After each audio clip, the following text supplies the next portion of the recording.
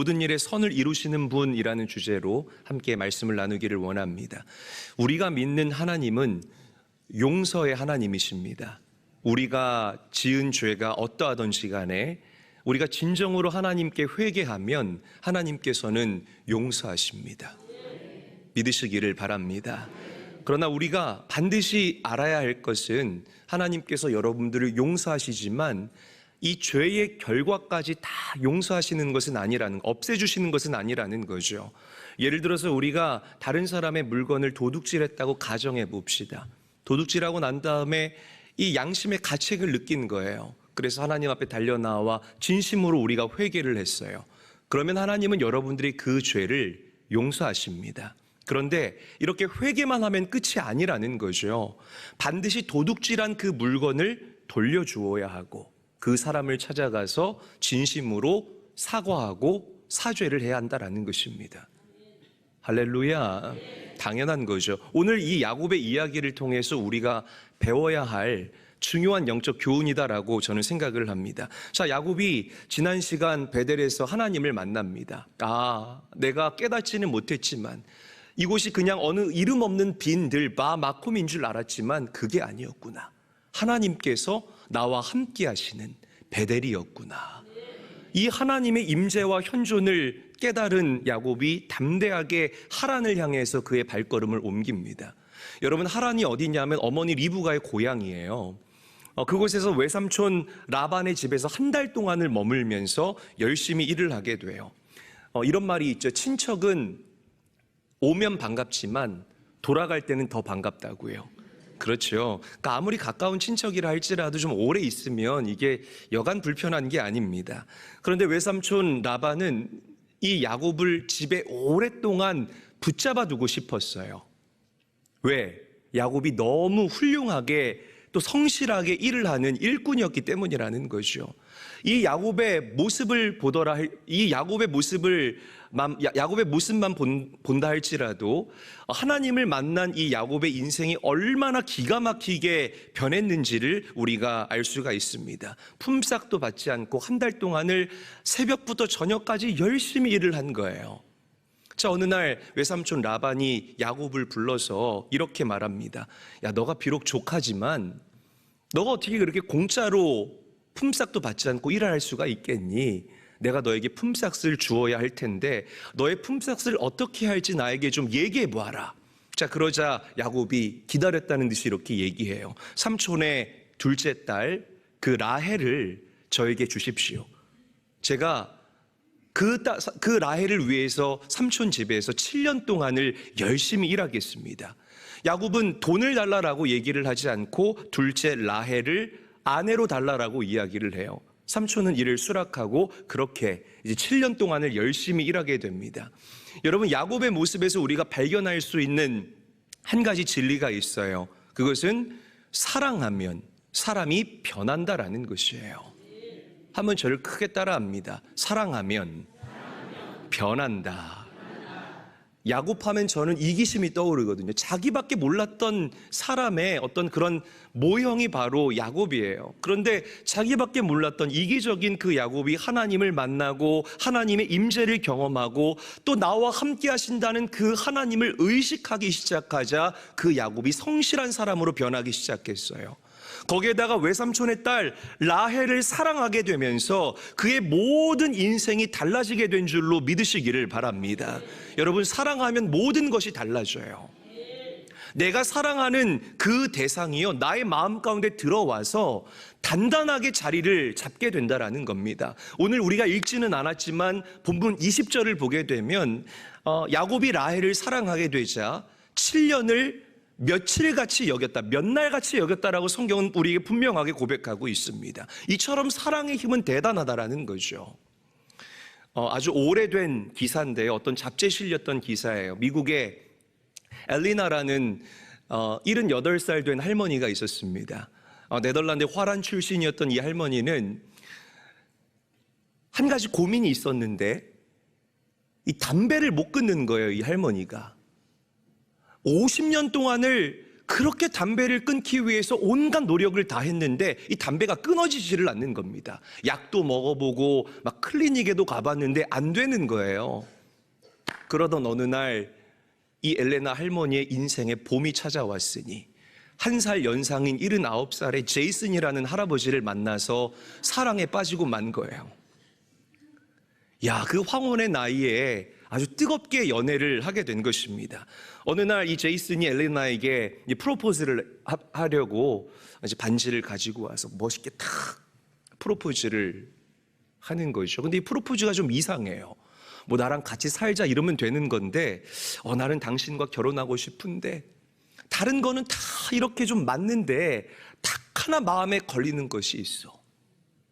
당신이 담배를 피운다는 그것이 내 마음에 그게 나랑 그렇게 썩 잘 맞지는 않는 것 같소. 그러자 이 할머니 엘레나가 이렇게 대답했다고 합니다.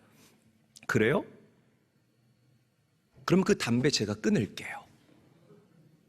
아니 50년 동안이나 그렇게 노력해도 안 끊어지던 그 담배가요, 하루아침에 끊어졌다는 거죠.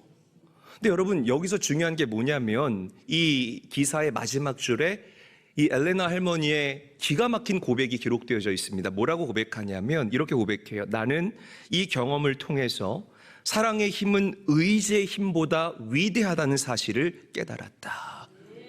할렐루야. 그러니까 여러분, 사랑하면 사람이 변한다고요. 내가 사랑하는 그 대상이 나의 마음속에 자리를 잡고, 그리고 그 대상을 향하여 나의 시선과 나의 열정과 나의 인생의 방향을 쏟고 돌릴 수 있도록 우리의 삶을 변화시키고 조정하게 한다라는 것입니다. 여러분, 누구를 사랑해야 되겠습니까? 예수님을 사랑하시기를 축복합니다. 할렐루야. 예수님을 사랑하시기를 주의 이름으로 간절히 축원합니다. 보세요. 야곱이 라헬을 사랑하게 되니까 7년이라는 시간이 며칠처럼 느껴지게 됐다라고 성경은 얘기를 해요. 자, 드디어 7년이 지났습니다. 어떻게 됐을까요? 말씀 읽어보죠. 창세기 29장 21절 말씀입니다. 한 목소리로 읽습니다. 시작. 야곱이 라반에게 이르되 내 기한이 찼으니 내 아내를 내게 주소서. 내가 그에게 들어가겠나이다. 자, 빨간 글씨만 다시 읽어볼게요. 시작. 내 기한이 찼으니. 내 기한이 찼다라는 이 표현은 야곱이 내가 시간을 계산하고 있었다라는 것을 우리에게 보여주는 거예요. 여러분, 이처럼 삶의 목적과 방향성이 분명한 사람은 시간을 계산하면서 살지만, 삶의 목적과 방향성이 분명하지 않은 사람들은 아무렇게나 살아간다라는 것이죠. 여러분, 아마 야곱은 7년의 시간을 보면서 이 시간을 카운트하면서 기대감으로 하루하루를 보냈을 거예요. 1년이 지나면 야, 이제 6년이 남았구나. 1년이 지나면 야, 이제 5년이 남았구나. 이렇게 생각했을 거라는 것입니다. 여러분, 우리는 누가 뭐라고 해도 천국을 향해 다름질하는 천국의 순례자임을 믿으시기를 바랍니다.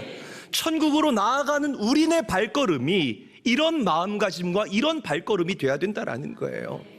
천국으로 가는 우리네 인생의 여정길이 행복하고 기쁨의 여정이고 아름다운 여정인 일체의 비결이 무엇입니까? 그 길을 나 혼자 외로이 걸어가는 것이 아니라 나를 사랑해 주시는 그 예수님, 내가 진짜 사랑하는 그 예수님과 함께 동행하며 가는 길이기 때문이라는 것이에요.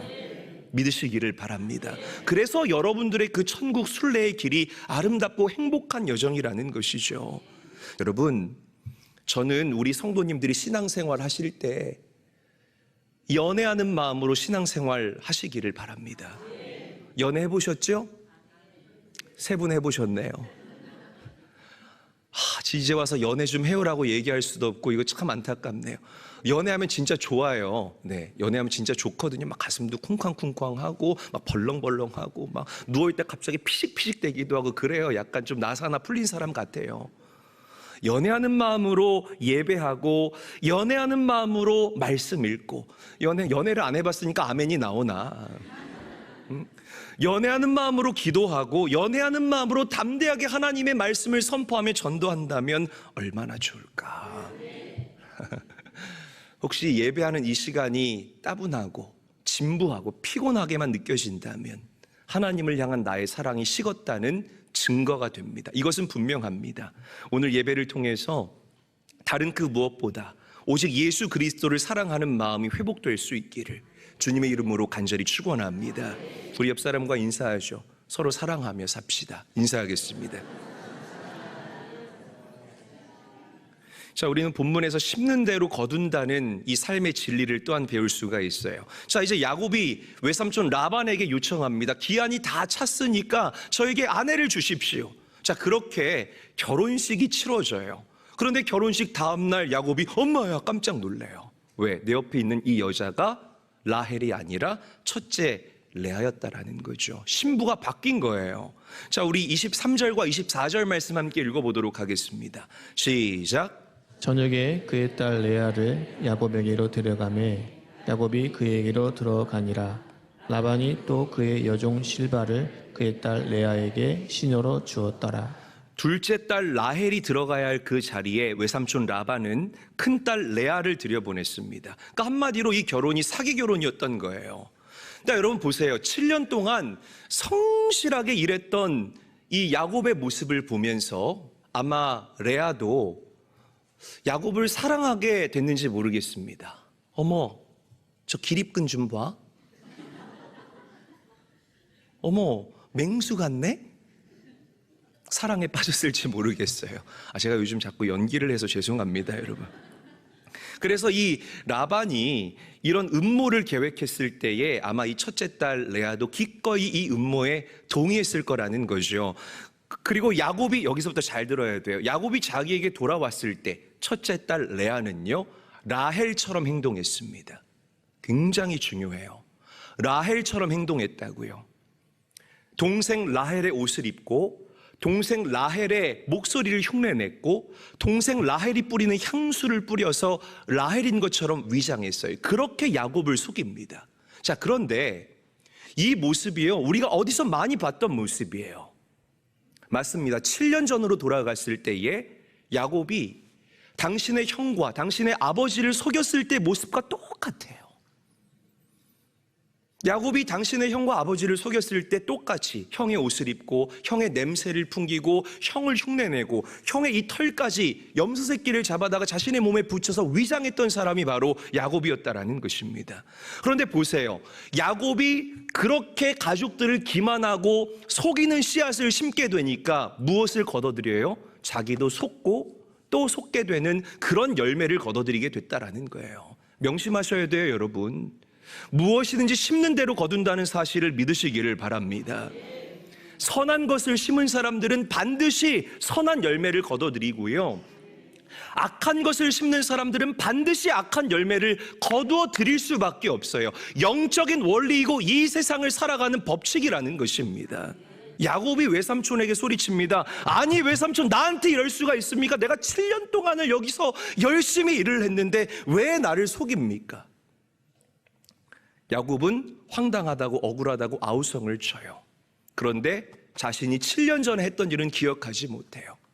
여러분들 중에 억울한 일을 당한 사람들, 힘든 일을 경험하고 있는 사람들, 잘 한번 그 어려운 일들을 추적해 볼 수 있는 그런 묵상이 오늘 여러분들에게 있기를 원합니다. 많은 사람들은 내가 피해준 것은 생각하지 못해요. 항상 내가 당한 아픔만을 이야기를 합니다. 우리는 모두 가해자인 동시에 피해자일 수 있다는 것, 여러분 기억하시고 명심하셔야 됩니다. 야곱은 이렇게 흥분할 자격이 없어요. 왜? 7년 전에 아버지와 그리고 형에게 큰 상처를 준 장본인이 바로 당신이었기 때문이라는 것이죠. 자, 그래서 외삼촌 라반이 이렇게 얘기해요. 27절 말씀 함께 읽습니다. 시작. 이를 위하여 7일을 채우라. 우리가 그도 내게 주리니 내가 또 나를 7년 동안 섬길지니라. 여러분, 7일을 채우라는 말은 뭐냐면 그 당시에 결혼식 잔치가 7일 동안 계속됐어요. 그래서 이 잔치를 다 채우고 둘째 라헬을 줄 테니까 또 7년 동안 일하라라는 외삼촌의 요청입니다. 그런데 이 부당한 제안을 야곱이 받아들여요. 원래 야곱의 성격으로 본다면 난리가 났었어야 정상이라는 것입니다. 그런데 야곱이 받아들입니다. 그 이유가 뭐냐면 외삼촌 라반의 모습을 통해서 당신의 모습을 발견했기 때문이라는 것이죠. 과거 가족을 속이고 나 때문에 힘들어했던 분노했던 형 에서의 마음, 나 때문에 가슴 찢어졌던 이 아버지 이삭의 마음을 야곱이 이제서야 이해하게 됐다라는 것입니다. 여러분, 죄가 정말 무서워요. 정말 무서워요. 우리가 정말 하나님이 눈에 보이지 않기 때문에, 또 우리의 영적인 세포가 죽어있기 때문에 서스럼 없이 죄를 저지르는 그런 행동들을 하지 않습니까? 그게 다 열매가 돼서 우리에게 찾아옵니다. 할렐루야. 반드시 그래요. 반드시. 경각심을 가지고 호람되어 하나님이 나와 함께 하신다라는 이 영적인 하나님 존전 의식을 가지고 우리가 올바르게 신앙생활하고 올바르게 이 땅을 살아가야 할 줄로 믿으시기를 바랍니다. 하나님은 우리의 잔꾀에 속지를 않으세요. 요한계시록에 보면 불꽃 같은 눈동자로 우리의 그 중심을 꿰뚫어 보시는 분이 하나님이라고 성경은 이야기를 하고 있습니다. 명심하시고 또 명심하셔야 돼요. 자, 그래서 사도 바울은 갈라디아서 6장에서 이렇게 얘기합니다. 갈라디아서 6장 7절 말씀 저와 함께 한번 읽어보겠습니다. 함께 합니다. 스스로 속이지 말라. 하나님은 업신여김을 받지 아니하시나니 사람을 무엇이 심든지 그대로 거두리라. 자기의 육체를 위하여 심는 자는 육체로부터 썩어질 것을 거두고 성령을 위하여 심는 자는 성령으로부터 영생을 거두리라. 아멘. 그런데 이 심는 대로 거두는 법칙이 여러분들에게 그대로 적용된다면 아마 이 중에 저를 포함해서 이 중에 구원받을 만한 사람 단 한 사람도 없을 것이라고 저는 생각합니다. 왜냐하면 모든 사람은 다 죄인이기 때문에 그렇다는 거죠. 그래서 하나님께서는 이 심는 대로 거두는 법칙을 깨트리셔요. 우리는 죄인이지만, 죽을 수밖에 없는 죄인이지만, 죄는 내가 지었지만 나를 위해서 이 땅에 당신의 아들 예수 그리스도를 보내주십니다. 그리고 나를 대신해서 내가 죽어야 할 그 죽음인데 예수님께서 대신 십자가에 달려 죽게 하십니다. 이 예수님의 죽음으로 말미암아 우리가 저주에서 축복으로 옮겨지게 되었고요, 하나님을 아바 아버지라고 부를 수 있는 영원한 생명을 얻게 되는, 천국을 유업으로 받는 하나님의 귀한 아들 딸이 된 줄로 믿으시기를 바랍니다. 예수님이 나 대신 징계를 받았기 때문에 우리가 평화를 누리게 되었고, 예수님이 나 대신에 채찍에 맞았기 때문에 여러분들이 나음을 입게 된 줄로 믿으시기를 바랍니다. 아멘. 우리가 이렇게 온전하게 신앙생활할 수 있는 것 하나님의 은혜예요. 내가 아직 더럽지만, 내가 아직 부족하지만 나를 예쁘다 말씀하시고 여러분들을 희고 곱다라고 말씀하시는 그 아버지의 무조건적인 사랑 때문에 우리가 이렇게 떳떳하게 온전하게 죄인임에도 불구하고 아버지 하나님께 간구하며 살아갈 수 있다라는 이 진리를 믿으시기를 바랍니다. 여러분, 삶의 고통 가운데 있습니까? 질병 가운데 노출되어져 있습니까? 돈을 떼이셨습니까? 이혼하셨습니까? 괜찮아요. 두려워하지 마시고 그 수고하고 무거운 짐, 이미 여러분들을 위해서 다 페이오프 하신, 다 지불하신 그 주님께 내려놓을 수 있게 되시는 사랑하는 성도님들 다 될 수 있기를 예수님의 이름으로 간절히 축원합니다. 마지막으로 우리는 악한 일 가운데에서도 선을 이루시는 하나님을 신뢰해야 돼요. 할렐루야. 큰 소리로 아멘 해보세요. 그래요. 한번 저를 따라합니다. 내가 믿는 하나님은 이해의 대상이 아니라 신뢰의 대상이다. 굉장히 중요합니다. 악한 일 가운데서도 하나님은 선을 이루어 가신다는 것, 이 말씀이요 저에게 또 여러분들에게 얼마나 큰 위로가 되는 말씀인지 모르겠습니다. 외삼촌 라반에게 속았잖아요. 야곱의 계획은 그게 아니어서 7년 딱 일하고 둘째 라헬 데리고 나는 빠이빠이 하는 것, 사요나라, 이게 야곱의 계획이었잖아요. 그런데 하나님께서는 외삼촌 라반을 통해서 지난 야곱의 죄를 벌하시고 심판하십니다. 자, 그런데 놀라운 사실은 벌하시고 심판하셨지만 하나님께서 야곱에게 약속하신 그 약속의 말씀은 지워지지 않았다는 거예요. 이게 우리에게 큰 소망을 가져다 주는 말씀이라는 겁니다. 여러분들이 사방으로 우겨쌈을 당해도 여러분들이 붙잡고 있는 그 하나님의 약속의 말씀은 절대로 지워지지 않는다는 사실을 믿으시기를 바랍니다. 자, 야곱이 얼떨결에 두 아내를 얻었어요. 거기에다가 또 두 시녀를 얻습니다. 그래서 이 4명을 통해서 12명의 아들을 낳는데요. 이 12명들이 이스라엘 12지파의 시작이 됩니다. 여러분, 하나님께서 야곱에게 복 주실 때에 뭐라고 말씀하셨는 줄 아세요? 이렇게 말씀하셨어요. 너의 자손이 땅의 티끌과 같이 되어 동서남북으로 퍼져갈 것이다. 할렐루야. 이미 하나님께서 약속하신 말씀이잖아요. 이 말씀이 우리에게 소망이 되는 이유는 여러분들 인생 살다가 라반과 같은 사람 만날 수 있습니다. 그렇죠? 나를 속이고 나를 기만하고 나를 등쳐먹고 나를 피눈물 나게 하는 사람들, 그런 일들을 경험할 때에 하나님 살아계신가 하는 그런 의심이 들 때가 있어요. 정치와 경제와 사회와 국제의 정세를 보더라도 야, 왜 이렇게 선한 사람들이 고통을 당하고 자, 이렇게 열심히 노력하는 사람들이 그 열매를 얻지 못할까? 왜 이렇게 악한 사람들은 쉽게 돈을 벌고 그렇게 배에 기름칠 잔뜩 하면서 떵떵거리고 살아갈까? 하나님 살아계시나? 라는 그런 의심을 우리가 할 수가 있습니다. 그러나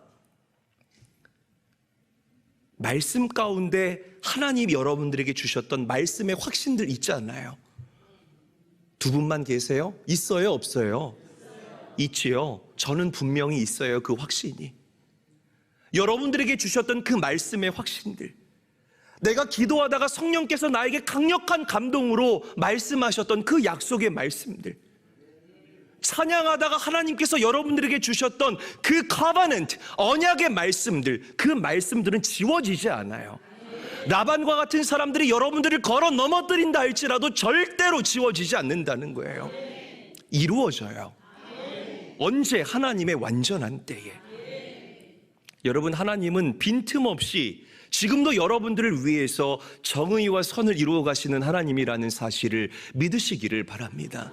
제가 말씀드렸잖아요. 저는 내 가족 위해서는 금식기도 안 해봤는데 우리 장로님들 위해서는 금식기도 해봤어요.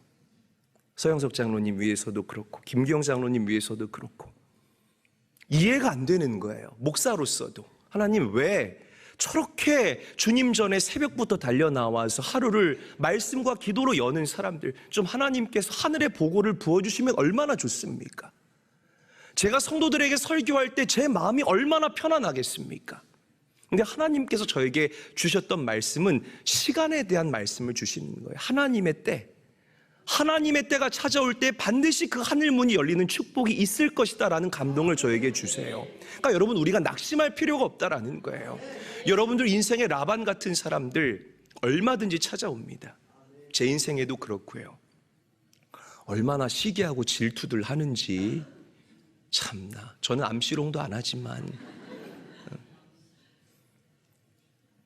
헛된 눈에 보이는 현상 앞에 마음을 빼앗기지 마시고 오직 하나님이 약속하셨던 그 말씀에만 여러분들 소망을 두시고 그 말씀이 나의 삶 가운데 꽃 피울 그날까지 인내하고 오래 참을 수 있는 성실한 제일교회 모든 성도들이 될 수 있기를 주 예수의 이름으로 간절히 축원합니다. 저는 로마서 8장 28절 말씀 되게 좋아해요. 우리 함께 한번 읽어볼까요, 여러분? 저와 함께 읽겠습니다. 시작. 우리가 알거니와 하나님을 사랑하는 자 곧 그 뜻대로 부르심을 입은 자들에게는 모든 것이 합력하여 선을 이루느니라. 아멘. 여러분, 어려운 일 당해도 실망하지 않게 되시기를 주님의 이름으로 축복합니다. 라반과 같은 일들, 아니요, 그 일 가운데서도 우리 하나님은 살아계시고 어떤 악한 일 가운데에서도 모든 일에 선을 이루시는 분이라는 사실을 믿으시기를 바랍니다.